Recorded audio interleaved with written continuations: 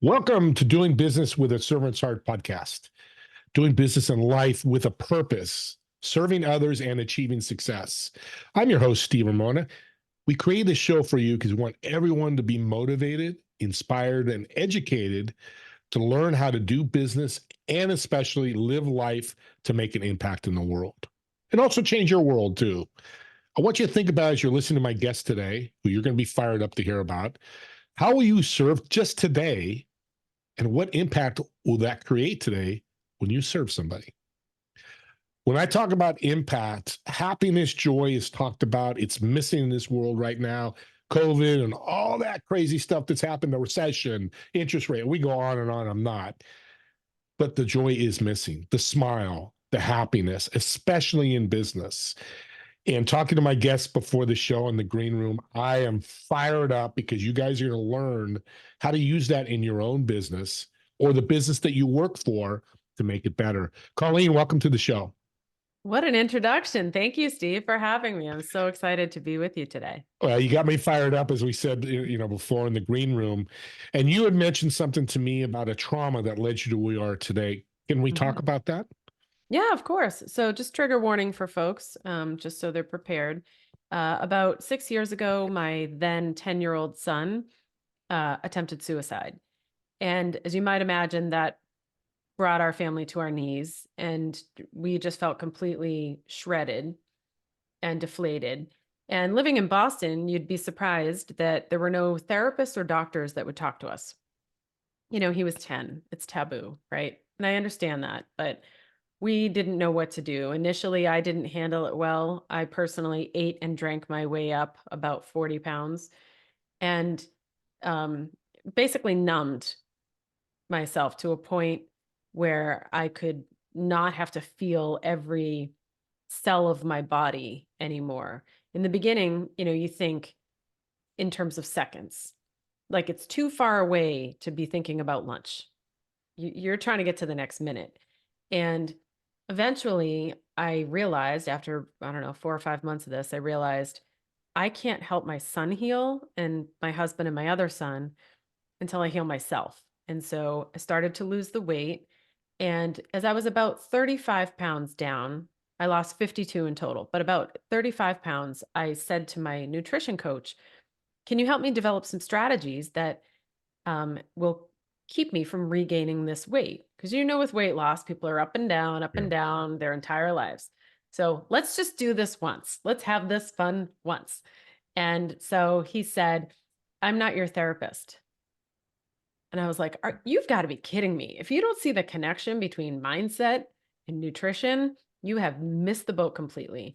And so that day I went outside and I was on my lawn, and that's where the SNAP method was born. That's the methodology I developed to heal myself and my family.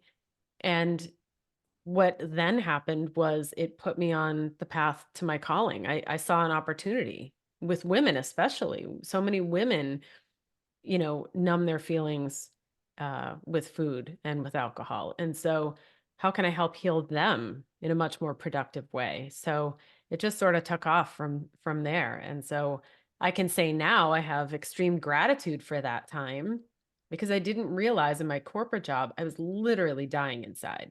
And Mm. it was this shift that, yes, was through trauma, but now I'm helping people transform their lives. And so now I get to say at my funeral that I did A, B, and C versus before I was like, what would my tombstone even say? And that was a really important moment for me to make that shift. Powerful what you just said because a friend of mine, who's now my business partner, was on my show. He's been a CEO 7 times, but he says, take your movies and we watch the credits. Some people watch all of it. Me and my wife like to watch all of them, location, who are the actors. Some people watch a little bit. But he says, what is your credits show up when you leave this earth? Hmm. And legacy and all that. I love that you said that and how important it is to you. So it's interesting. Trauma led to a business. Yeah. And really a calling. I mean, this is how I live Oh, my life inside and outside of my office. It's my core values are all about joy. Everything I as I was healing myself was firmly rooted in joy. My social media feed cleaned that right up. My friendships. I, we were talking earlier, I had a lot of takers in my life and I didn't even realize it. When that whole thing happened and I started to tell people, they ran. Like, they didn't wanna talk about it. I'm like, "This poor kid needs help. I need help. I need somebody to talk to. I need affirmation that I'm not a terrible parent. What kind of parent am I if my kid wants to kill Yeah. himself?" And he Yeah. tried, right? And so all of that goes through your head and, really needed my friends, and sadly, they just weren't there for me, and so what that led to was, an entire shift in, my mindset and my environment, and now, it's over my head. It's every day is all about joy. Even the challenging times I have now, I still find joy in them. I'm in Boston.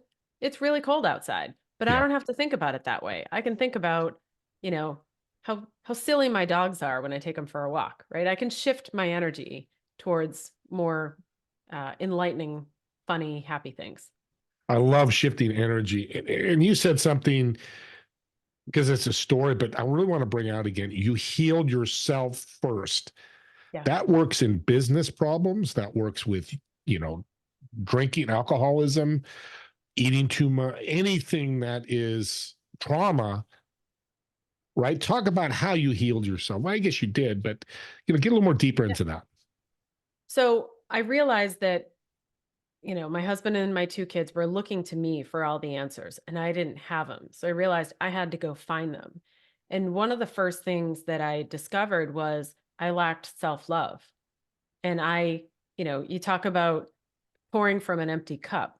Hmm. I was doing that all the time. And I realized if I filled my cup up, they got a much better product as a result. And I started to say nice things to myself in the mirror. And I was working out regularly again. I've always liked to work out, but now I was doing it because I love myself enough to keep myself on this planet as long as humanly possible. So Yeah. I'm going to take care of myself. And like I said, I would say nice things about myself. I would make sure they heard that all these horrible, self-defeating, self-deprecating thoughts that were going through his mind, we got him to shift. And my goal was to shower them with as much love as possible because I truly firmly believe love is the answer to everything. Any challenge you have, if you face it with love and douse it with love, it's going to resolve a lot faster than, maybe how you used to handle situations before. Yeah. Yeah. We're talking about joy, and I want to get thank you for sharing that very personal story, but it does Sure. relate, and I'm sure people out there are relating to trauma. And I'll get you Colleen's contact information. You need to reach out to her. But I can look up joy in Wikipedia or do a search on the internet or look at a dictionary. But how is define joy really what it is? To me, joy is a state of mind. So it is a Mm, conscious choice to, look at my everyday, my moments and have gratitude. It's all about gratitude. And again, even when there's serious things going on, another situation in the house or something with a friend or whatever, having joy and saying like, I'm doing the best I can. I'm showing up as well as I can given the circumstances. I give myself a lot of grace now. Grace was not even something I don't even think I could have defined it before this entire experience.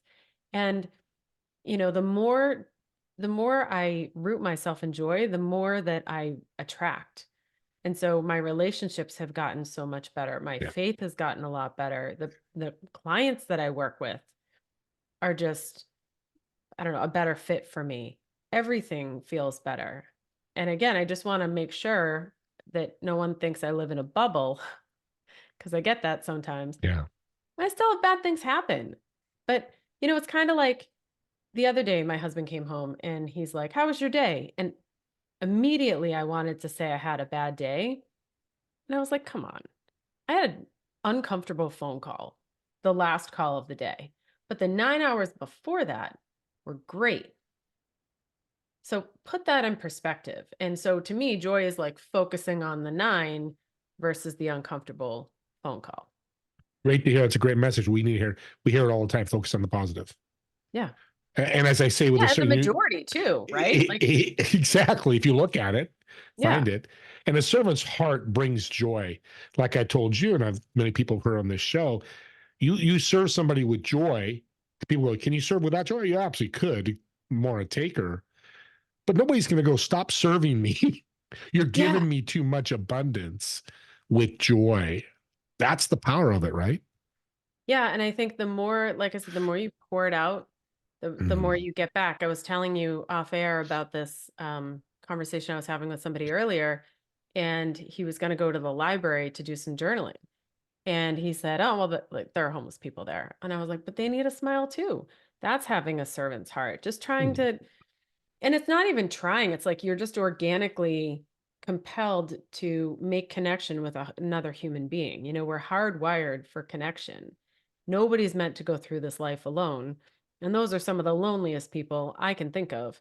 And so just making eye contact, saying, "Hey, how you doing? Do you want to finish my water? Here's a piece of gum." You know, maybe not give them money depending on, your belief there. Situation. I Yeah. have a hard time with the money thing, but I'll give them as much food as possible. But, just being kind and how that can, in and of itself really make massive shifts in the world. This the snap method help people to learn first about joy, Yeah. but make it a practice because talking like everybody you meet, you're going to try to bring joy. You're always thinking joy first, like I'm thinking serving, which I think Yeah. are two of the same things. Does that method help with that? Yeah, it's so funny that you say that. I just envisioned like a little rubber stamp. I just walk around and I just like hit everybody on the forehead. I might try that. It's a good marketing technique. Yeah. Um, so the SNAP method really helps with limiting beliefs because you got to fix yourself first, Yeah. right? And make sure that you're, doing things for the right reasons and that you're healthy yourself. And so what it does is, removes those limiting beliefs that have you feeling stuck. And that creates more space for abundance, right? So that's the whole premise of it. But it's an acronym. S stands for stop. And that means, when these limiting beliefs show up, these triggers come in, you get that like, ugh, feeling. Everybody knows it, everybody has it. And when that happens, you just let the trigger kind of wash over you. As uncomfortable as that is, just sit in it. You don't talk, you don't text, you don't type, there's no inflammatory text going around. And you just sit with the trigger and kind of acknowledge that it's here. The next phase is N, which is notice. And that's when I tell people you pull out your journal and you record all the symptoms and the stories as you believe them to be. So when I say symptoms, I mean that there's a physical, visceral response that happens when a trigger comes up. You get that like, ugh, jolted feeling. I get a lump in my throat. Some people start to sweat or they shake or, they feel their blood pressure rising. Record that because we're going to eventually use that data for trending to establish patterns. You also want to record the story as you believe it to be because that's your truth, your version of the truth. Hmm. And this isn't the time to judge or edit or correct anything you've written. Just let it flow. There's a psychological connection between your mind, your fingertips, the pen, and the paper that can't be broken. And it also can't be replicated on a laptop. So it's really important you write it down. And then A stands for accept and analyze. And that's when you review your journal entry for you where you're able to review it and like you'll edit it and analyze it, separating the facts from the emotion. So you read it and you're like, well, that's not quite true. Maybe it was a little bit more like this. This is when you can kind of start to get a little picky, but you get to separate the fact from the emotion. And when you look at the facts, you can't help but then decide, is that story true? Right? As you look at the facts, like I'm not good enough, right? That's a good limiting belief. Almost everybody has that. Hmm. You're reading through and you're like, wow, I don't think that's true. What's that about? And you kind of dig in a little bit more. But once you've identified the limiting belief and you know where it stems from, you can let it go. Which leads me to my favorite step, which is P, practice gratitude. You want to thank the trigger for coming because that's your body's way of saying there's more work to be done. There is a lesson to be learned here. Like you're not quite there yet. Like you might be getting better, but you're not quite there. And it keeps you humble.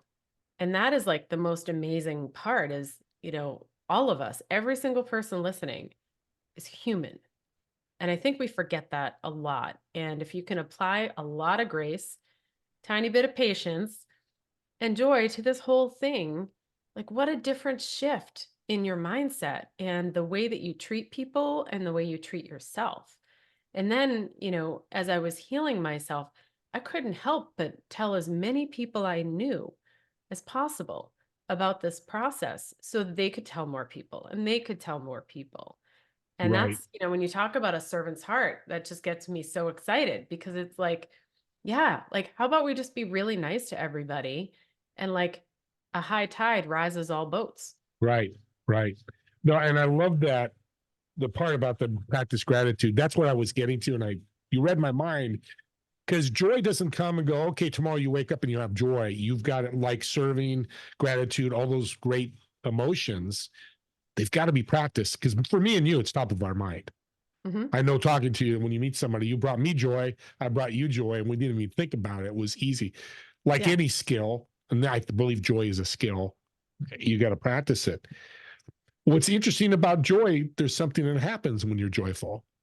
Get this beautiful smile. Yeah. What color would that smile be in your eyes? I love that question. Um, Hot pink, obviously. I live in a house full of boys, a husband, two boys, and both of my dogs are boys. Too much. Yeah, So hot pink. love it. And that's defined by everybody. You have a different me, it's blue. I'm a Mhm. blue guy. Blue makes me smile, brings joy to me, and that's powerful. This is not controversial, but this is what I love about joy. It brings abundance. Mhm. So you want a physical object. What is a physical object that represents abundance to you? A physical object that represents abundance. Well, this time of year it's snow. Yeah, snow. um, Geez, the tough questions. I would say like a warm blanket. When I'm wrapped in a warm blanket, I feel like there's nothing better. Or maybe my bathrobe. I really like my bathrobe too. I just feel like everything is in flow, everything's in alignment, everything's amazing, and that there's nothing else I could possibly need. Right. I love that. That's a great, and it could be money for somebody. It could be Yeah. referrals, abundance. Again, it's customized, which I love what you do. It's not a cookie cutter. It's not like all chocolate chip cookies.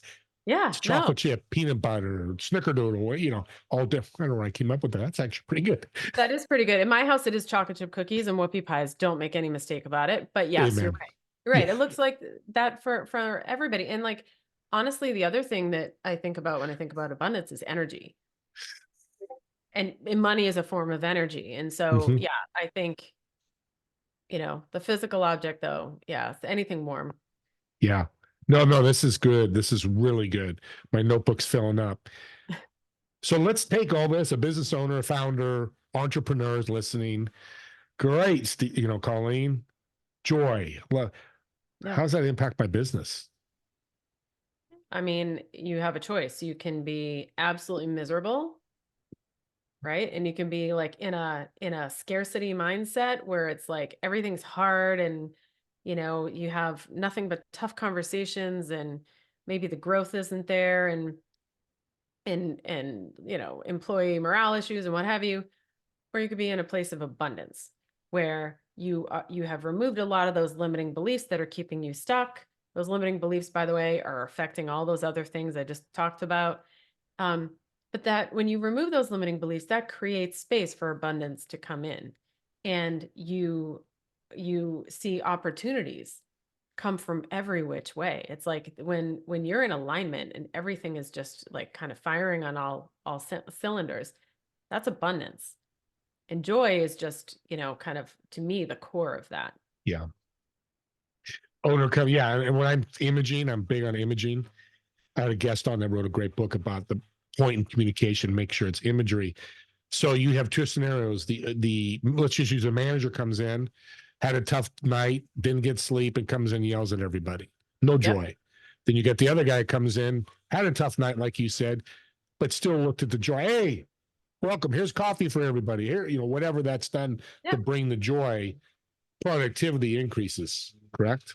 Yeah. Oh, yeah. I mean, and when you're in that scarcity mindset, you're pushing your problems onto people and you're making it their Yeah. problem and you're resentful and all of that. So I've always chosen to, kind of almost like stop the cycle, if I could dare to use that phrase, right? And just try to say like, yeah, I did have a lousy night's sleep, but I can still have a great engagement with this person and turn my day around. Use it as a tool. Yeah, and the other thing is, do the employees really want to hear that you had a bad night sleeping and why? Probably not. No. Nope. I mean, me and you wouldn't. What can we do to grow our business so we can make more money and productivity? That's what's important. Yeah. The other thing about joy and happiness is people think it's artificial. Oh, he's just joyful to get money out of me. He's just joyful, and those are takers. How do we pinpoint that? Well, it's interesting that you just said that. I've always talked about happiness being in response to something, but I just kind of made the shift in my mind. Joy is internal. That's my heart, where happiness is like my head. That's external. That is as a result of something else. So I might use that going forward, internal versus external, my heart versus my head, because that's really what it is. Joy Yeah. comes from within, and I feel like completely lit up when I'm focused on it. And, sometimes when I let other things in the side door, things always kind of sneak past you. That's when my head gets in the way. And we're running out of time here, but I got to ask this question because social media is such a big elephant in the room, and AI, we won't get into AI, but social media and joy.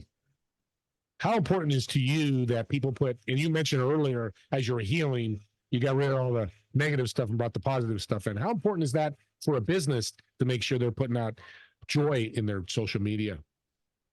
Well, I think people do business with people they know, like, and trust.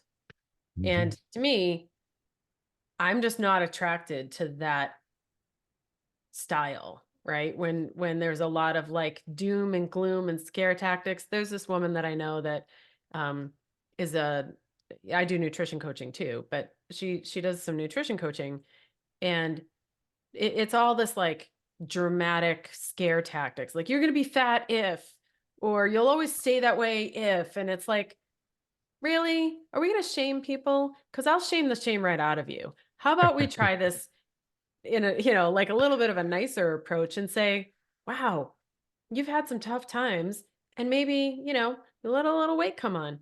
Big deal. Let me help you take it off, and we'll fix your mindset, and then it stays off forever. So it's like a different approach. And there are customers out there for everyone. Me personally, I want to work with people that want to lift me up, and I Yeah. can lift them up in return. So well said. Oh my gosh. Kudos. Audience, that's why I had her on the show. Just what she and everything she said, but just that uplift. That's what joy does. We uplift people. And I'm going to borrow that because discipline might be needed for the army, the military to a point, but it's not when it comes to business and joy. You don't force Yeah. joy down somebody's throat. Yeah. Let's make that like a 90s thing. That's such a 90s, Yeah. Yeah. you know? I love it. Well, you're too young to know that. You probably were born in the 90s. No, no. Oh man, I, I love you, man. This has been so great. Thank You you. brought so much. My pad's busy, and audience, if you don't have a pad of paper when you listen to this, re-listen to it again and write down some notes. I got a bunch of notes here that I can use. I'm sure you can use. People are listening. How can they get a hold of you if they want to reach out and learn more? Instagram's the best way, at the Colleen Greco, THE, and then Colleen is one L, COLEENGRECO. That's the best way. And I would love to have a conversation with anybody that just feels stuck and just knows there's more out there for them. I'll help them get there. Is there a story why it's only one L? Oh, funny. I said that to my mom. Tell me, there's got to be a really cool story about my name. And she's like, you were the seventh. I just like was tired. That's a great story. No story. I'm like, okay. I knew there had to be something, and we got it. And I appreciate you coming on. I definitely going to make a note. Let's do part 2. We got a lot Yeah. more to talk about with Joy. Anytime. Yeah. I'm Yes, we scratched the surface. I want to thank you all for listening. Like I said a little bit earlier, watch these shows over and over. Listen to Colleen, because you're not going to pick everything up. I know it's 20, we're doing by 24 minutes, but it's like read the book. If you think and grow rich is what I've read 3 or 4 times. Listen to a podcast while you're working out, cooking, whatever. Listen to this again and take some notes, because she's going to change your life like she's changed mine. And I don't want you to forget about my TV show every Friday, 2 p.m. Pacific, 5 p.m. Eastern. It's called Together We Serve. You find Apple TV, Roku, and all those different services. My serving journal is out. 2024 serving journal. You can find it in the show notes or search it on Amazon. Like she was saying, keep track and journal your servant attitude, your servant actions, and learn how much you grow and how much better you feel. And as I always say, I look forward to all of you on our next episode of Doing Business with the Servant's Hearts. Thank you all.